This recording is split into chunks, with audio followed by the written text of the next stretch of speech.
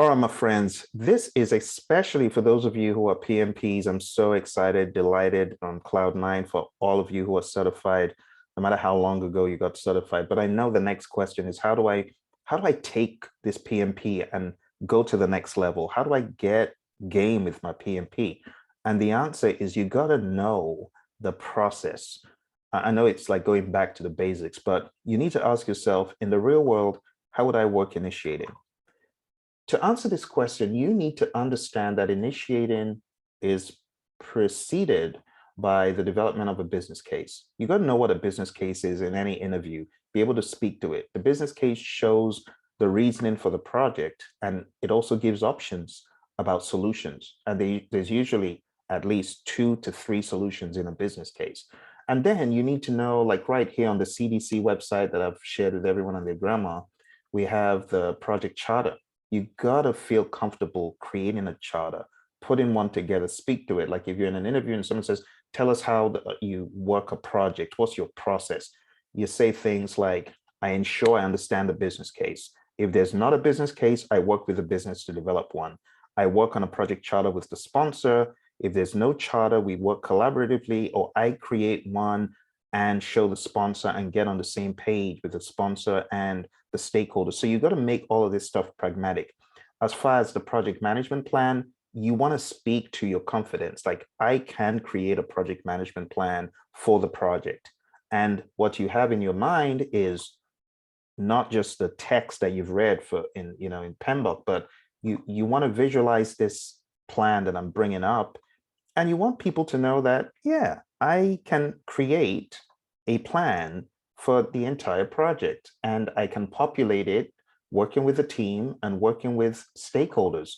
So you need to see yourself as being the conduit, bringing all of these areas together, scope.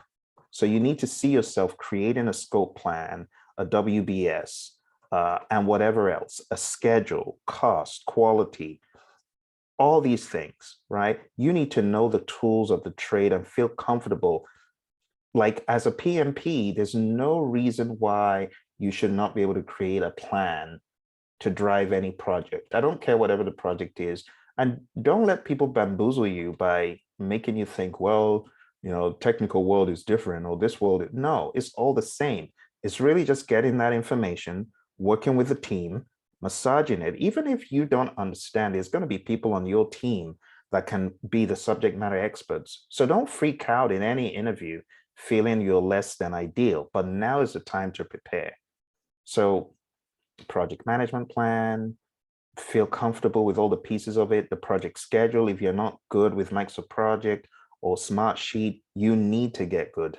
I need you to know how to build schedules and how to manage them and how to massage them and manipulate them as the project needs.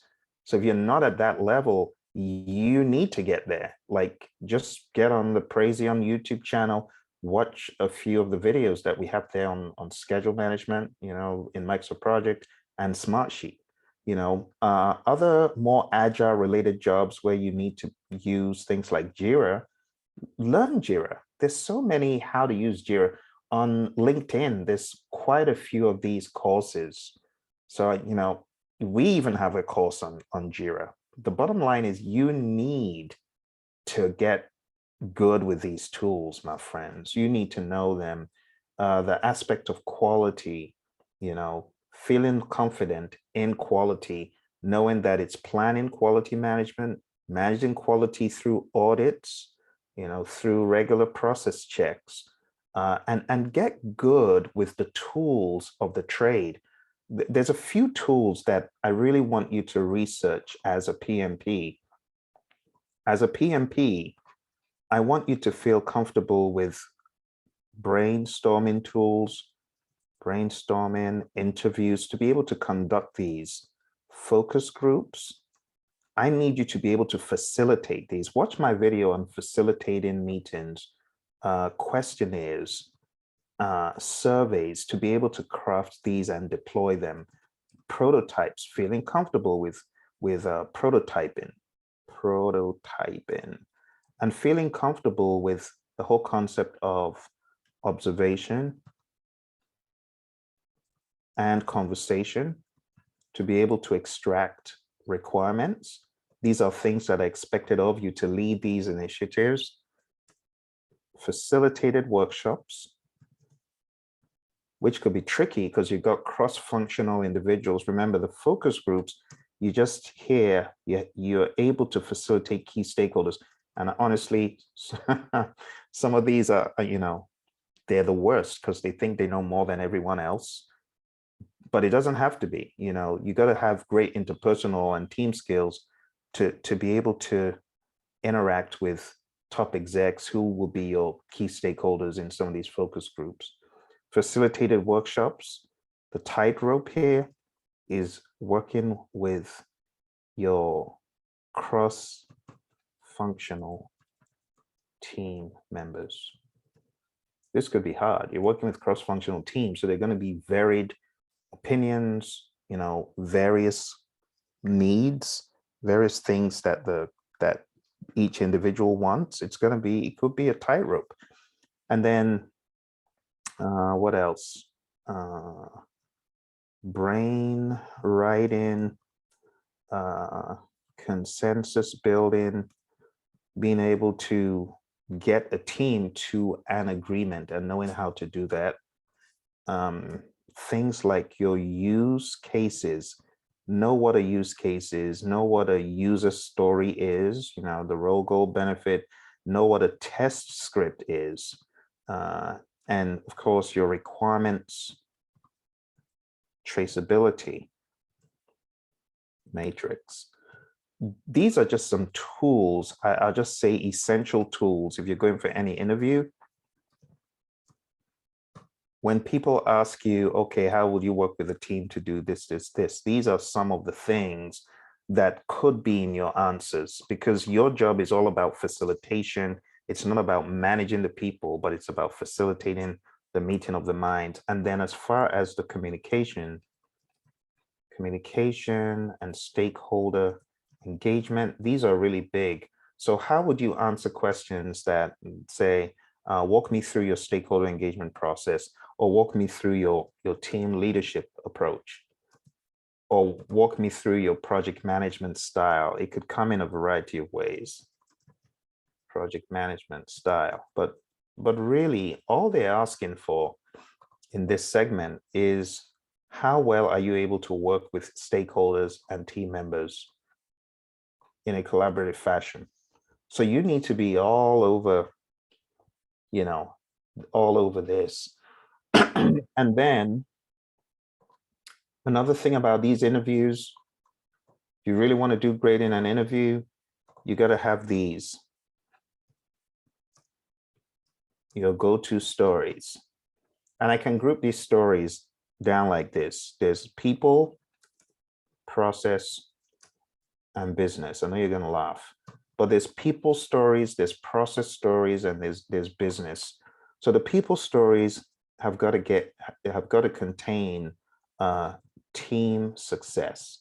That's going to be one thing you want in there. It's going to contain a raving customer, right? It's going to contain a story of a difficult, and when I say raving customer, I mean a customer that loves what you've done and says you're the best, but you also want the difficult customer. And then you want stories about process where you improved the process. You also want stories about innovation, and you want stories about project success.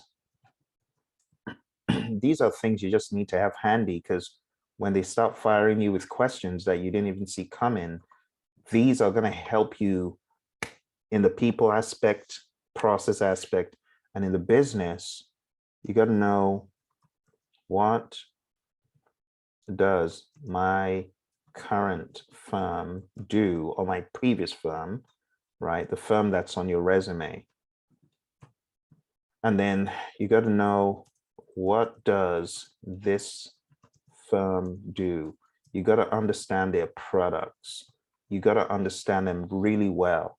You know what used to help me ace the interview? When I would ask meaningful, well thought out questions about their product. And it would show a genuine interest. So you got to go with your stories across people, process, business. And when they begin bringing questions out of left field that you never even imagined they could ask on an interview, you're going to have some reference stories that can help. And I'll say make your reference stories compelling. Look for as many examples as possible, because when they hit you with the questions, you're going to need as much ammo behind you. Okay. I would like to finally just say there's no job a PMP cannot do. I know some people say, oh, it's this very nebulous sounding. No, trust me, you need to go in with a can-do attitude first and foremost.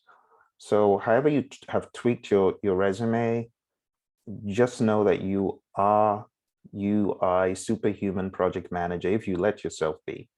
You know what makes the great top 2% of project managers? Never forget this. Top 2% of project managers, as voted by their colleagues and their peers, it is those that have these superior skills, leadership and communication. Never forget that, because a lot of people think it's about the tools on the left. And the tools on the left are very helpful. They're very important, which is why I've listed all of these out. But that is not what makes a top 2% of project managers. It's this on the right, in the red column, leadership, communication. All right. And that would be my 2 cents. As far as preparing for any interview, I would say study the company, learn the keywords that are on that company's notice, looking for PMs. And if there's anything you don't know, just research it. Also check out the references, whoever is being referred to. Try to investigate which department is this individual who's interviewing me in, and what are some of the things that excite them. And honestly, if you're not on LinkedIn trying to understand who's going to interview you, you're doing it the wrong way, because that's what I did all day long. All day long, I would look, okay, who's going to interview me? Okay, try and get an idea of what their leanings are, as far as project management. Like I went for an interview at this well-known airline firm, and this guy was throwing heavy PMBOK rocks at me, but I was able to catch him, and I was expecting it because I was able to see his propensity towards that kind of stuff from his profile. So know the people who are going to be interviewing you, know the department, know the products, and just listen to this. Put this video out there. You'll be able to listen to it over and over again. And for those who are watching and have not subscribed to the PLI channel, the Project Leadership Institute, youtube.com/Project Leadership Institute. I'm going to put that on the screen for the sake of those at Project Leadership Institute.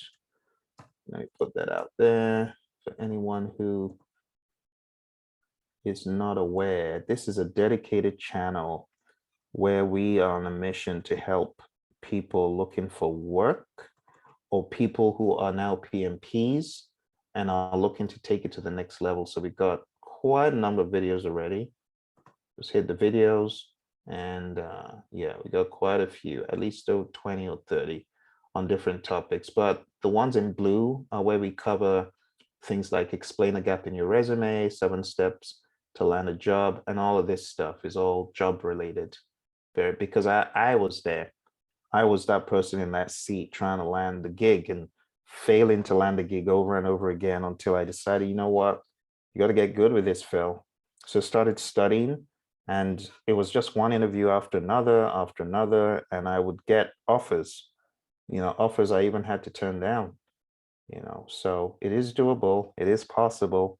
For those folks who have not subscribed to the channel, this is the handle. It's youtube.com. I'm going to put it real big so everyone can see it.